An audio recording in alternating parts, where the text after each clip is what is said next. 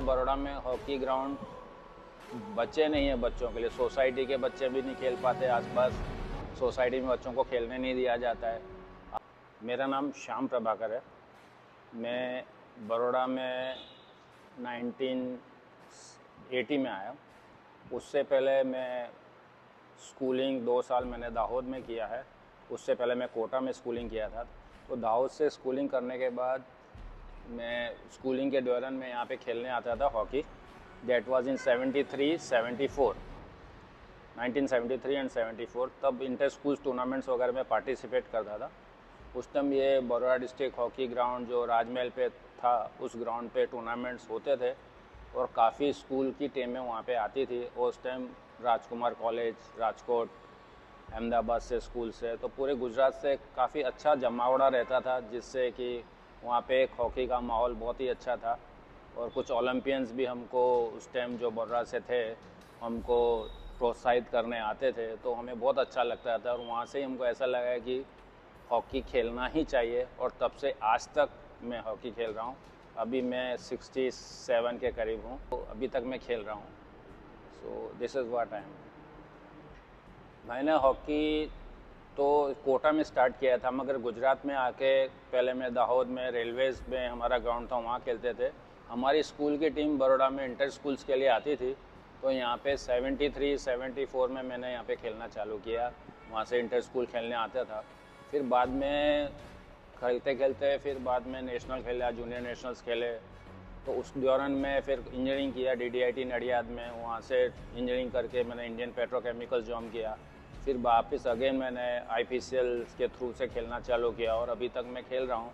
पहले जो हॉकी होती थी वो नेचुरल ग्राउंड पे होती थी, और हम लोग नेचुरल ग्राउंड पे ही खेलते थे। तो वहाँ पे टूर्नामेंट्स वगैरह होते थे, हम लोग वहाँ पार्टिसिपेट भी करने जाते थे। फिर बाद में बड़ौदा में बहुत लेट एक टर्फ आया जो मांजलपुर स्पोर्ट्स कॉम्प्लेक्स में था, मगर वो ग्राउंड सबके लिए अवेलेबल नहीं था। और हम लोग यहाँ नेचुरल ग्राउंड पे ही हम लोग बहुत अच्छी तरह खेलते थे, और अच्छे टीम्स थी जो हम लोग पार्टिसिपेट भी करवाते। तो काफ़ी लोग उस टाइम पार्टिसिपेट करते थे 2010, 11, 12 तक। मगर उसके बाद क्या हुआ है कि ग्राउंड धीरे धीरे हमारे हाथों से छूटने लगे।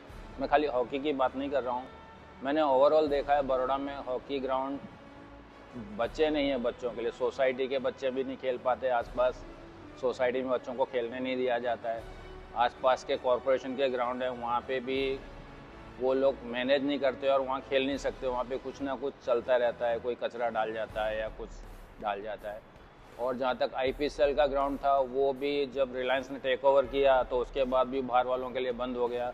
अदरवाइज़ वहाँ पर बहुत से प्लेयर आसपास के गांव के खेलते थे जो अच्छे एथलीट बने हैं और अच्छी अच्छी जगह पे नौकरी लगी है, वो लोग भी वहाँ पे आते थे। वो सब भी बंद हो गया है। तो ग्राउंड धीरे धीरे हमारे हाथ से चले गए हैं, और कुछ प्राइवेट पार्टीज़ ने अपना बिजनेस बना के उसको चालू किया है, तो वो बिज़नेस कर रहे हैं। बट ये एक ग्राउंड मिलना चाहिए जो माहौल पहले 25-30 साल पहले बड़ौदा में था, स्पोर्ट्स का एक माहौल, एक आनंद का माहौल, वो कुछ एकदम वो नेचुरलिटी थी, जो कुदरती आता था, वो चलता चला गया। मतलब वो ऐसा लगा है कि वो क्षीण होता चला गया। और मैंने देखा लोग अनफिट भी बहुत ज़्यादा होने लग गए, और उसके बाद बहुत सारे लोगों के कुछ इंटरेस्ट चला गया।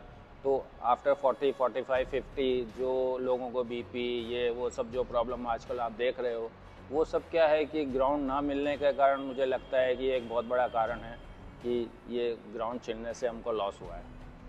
और अभी बड़ौदा में हॉकी तो ऑफिशियली कुछ हो नहीं रहा है। जो लाइक माइंडेड प्लेयर हैं, सीनियर पुराने लोग अपने हिसाब से खेलते हैं, मगर बड़ौदा में जो एक कल्चर था हॉकी का बहुत पुराना, वो चला गया। यहाँ से 3-4 ओलंपियन भी पैदा हुए हैं, मगर अभी हॉकी हमको कहीं देखने नहीं मिलती है। और जो भी देखते हैं वो पुराने लोग हमारे जैसे ही खेलने का ट्राई कर रहे हैं, और हम लोग इम्प्रूवमेंट के चक्कर में इधर उधर करते हैं और छोटे मोटे टूर्नामेंट करते रहते हैं। मैं पोलो ग्राउंड की बात नहीं करता। पोलो ग्राउंड नहीं हमारा, ये हमको उसको राजमहल ग्राउंड बोलते थे, जो हॉकी ग्राउंड है, जो टेक्नोलॉजी के पीछे हुआ करता था। वो ज़्यादा पुरानी बात नहीं है, 12-13 तक तो हमारे पास ही था।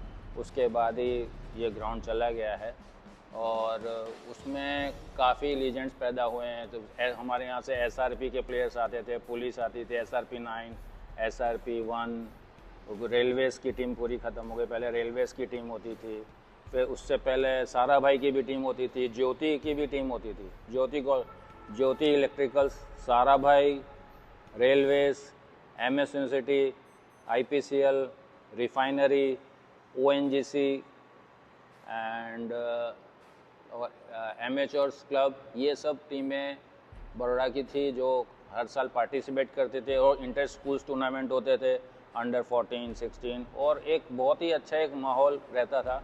और गुजरात से इंटर डिस्ट्रिक्ट टूर्नामेंट भी इधर ही होते थे और कैंप भी यहाँ पे ही, मैक्सिमम हॉकी का कैंप गुजरात का जो था वो बड़ौदा में ही लगता था।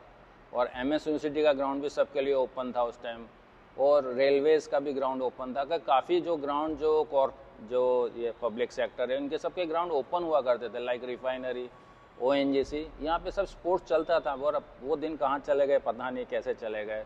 आई डोंट थिंक कि ये एक माहौल जो ख़त्म हो रहा है उसके लिए हमको कुछ ना कुछ करना चाहिए। देखो, पोलो ग्राउंड के बारे में, पोलो ग्राउंड इसे अलग क्वेश्चंस, मैं हॉकी एसोसिएशन का ग्राउंड है वो राजमहल के सामने जो है, मैं उसकी बात करता हूँ। वो ग्राउंड पे तो भी कैसे आ सकता है वो तो मैं नहीं बता सकता, but this is a property, Maharaja साहब का प्रॉपर्टी है, वो उनके ऊपर है कि वो कहाँ करें, कैसे करें। मगर एक जो पहले जो महाराजा का लोगों का जो उनका योगदान था स्पोर्ट्स डेवलपमेंट करने में, कहीं हम लोग उससे वंचित हो पा रहे हैं। इवन सेम का कॉरपोरेशन भी शायद मुझे लगता है कि इसके ऊपर ज़्यादा ध्यान नहीं दे रहा। अभी कुछ भी किसी को भी खेलना है तो उसको पैसा दे के ही जाना पड़ेगा बिना, और ये जो ग्रुप गेम्स हैं तो उसके लिए बहुत बड़ा ग्राउंड चाहिए और उसमें पैसे भी बहुत ज़्यादा लगते हैं। तो धीरे धीरे वो टफ़ होता जा रहा है लोगों को खेलने के लिए। तो वो एज सच जिस टाइप से हम लोग अभी ओलंपिक या अपना जो गेम्स करने जा रहे हैं, ये जो भी, तो उसमें इस टाइप की जो चीज़ें हैं वो अच्छे साइन नहीं है जो स्पोर्ट्स को डेवलप करने के लिए। मैं एक कल्चर जो डेवलप होना चाहिए, सिटी में एक जोश होना चाहिए, वो जोश नहीं है ना नगर पालिका का या कॉरपोरेशन का। एक जोश होना चाहिए कि स्पोर्ट्स कराना है, बट वो ऐसा वो एक पूरा का पूरा जोश ज़रा भी दिख नहीं रहा है। That is what I am feeling. और दूसरे कुछ लोग इंटरेस्टेड लोग ट्राई करते हैं, पर उनकी ताकत इतनी नहीं है कि वो इतना कॉरपोरेशन जैसे लोग जितना कर सकते हैं, गवर्नमेंट जितना कर सकती है वो कर सके।